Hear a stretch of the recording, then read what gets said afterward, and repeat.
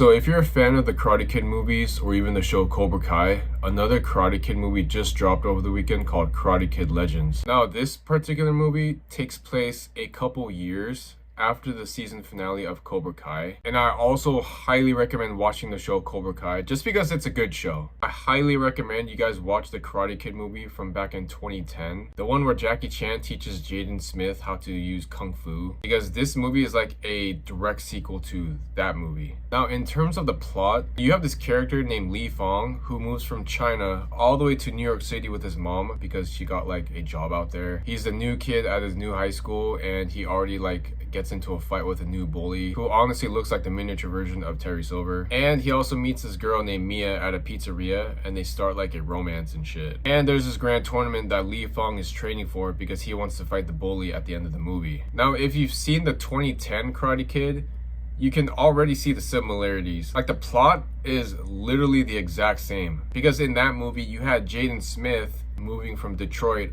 all the way to China with his mom because she got a job out there. Now in that movie, Jaden Smith also gets into a fight with bullies at his school, and he also meets this Chinese chick that he's also crushing on, and they start a romance together. And throughout the movie, Jaden Smith is training with Mr. Han for this big fighting tournament coming up because he wants to fight the bully at the end of the movie. These two films literally share the same plot line. They should both be called The Kung Fu Kid Part 1 and Part 2. They're both about Kung Fu. Like, they're not really about karate at all, except maybe this new one because they did bring back Daniel LaRusso to help train the kid. I mean, which was a fresh take on the series because the kid is training in both Kung Fu and karate. So apparently Mr. Han, he knew Mr. Miyagi from back in the day because they're like friends. So that's how him and Daniel LaRusso got together in the movie. So he reached out to Daniel LaRusso because he wanted him to teach Li Fong karate before he enters the big fighting tournament. That's cool.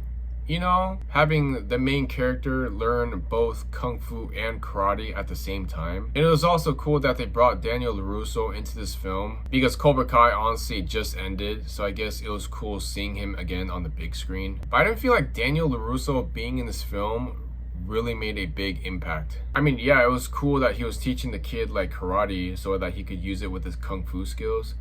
But I feel like throughout the movie, Li Fong was using more Kung Fu than karate itself. I mean, yeah, at the end of the movie, he did use like a few defensive moves, you know, against that bully. There's also a subplot in the movie where Li Fong teaches Kung Fu to Mia's dad because he wants to use it in like a boxing tournament. I mean, the kid teaching the dad Kung Fu was cool. I thought that was kind of a waste of time because it didn't really do anything to move the story forward. Now, I felt like the writers put that in the movie because they were running out of ideas and they had to like extend the movie time. I thought the movie was really emotional. There are moments where I teared up because Li Fong, he had an older brother who also practiced Kung Fu, but a long time ago after like a fighting tournament, his brother got killed by a rival. Overall, I thought the movie itself was a good entry in the series.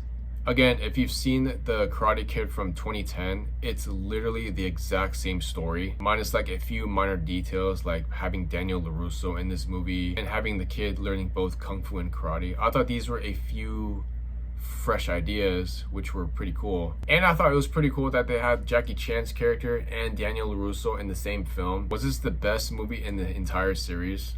No. But was it enjoyable? It was enjoyable, but again, the story itself was kind of cliche because we've seen these types of characters before, especially from the previous Karate Kid movie. But it was cool that they finally made a sequel to the Karate Kid movie from back in 2010 because I really wanted to see Jackie Chan's character again. So I would watch it just once if you're a big fan of the Karate Kid universe. Will there be a Karate Kid Part 3? I mean, I can totally see it happening. But if they're gonna use Kung Fu, just don't call it the Karate Kid anymore. At least rename the title, or just call it the Kung Fu Kid like they should have done the last two movies. To this day, I still think the Karate Kid movie with Jackie Chan, that should have been called the Kung Fu Kid because it was literally Jaden Smith learning Kung Fu. It was only Kung Fu the entire film. There was not a single use of karate. Even this new movie, Karate Kid Legends, it should have been called the Kung Fu Kid Part 2.